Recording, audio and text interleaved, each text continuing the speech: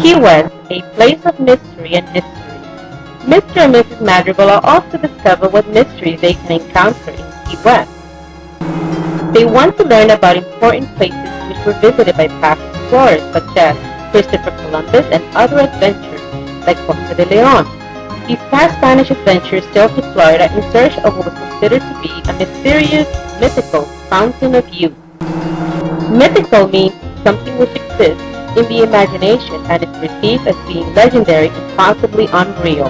Though no one ever did discover the fountain of youth, they did discover the beautiful Florida Keys.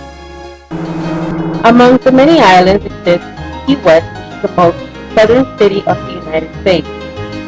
Throughout the years, Key West has become a touristic site, which is why Mr. and Mrs. Madrigal went to visit Key West.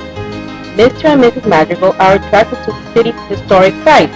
For example, they visit a house of the famous author and journalist Ernest Hemingway.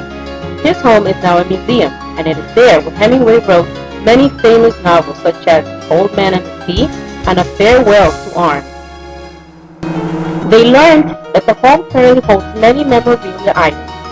Memorabilia is a collection of things of importance which hold value and which are collected. They also examined many relics displayed in the Hemingway house. Relics are objects from a past culture. For example, it could be a piece of clothing, pictures, or books. The museum home also houses many felines. Mrs. Madrigal loves cats, so she feels right at home. Hemingway's cat descendants were loved by the author. A descendant means the offspring coming directly from the line of an ancestor of relatives.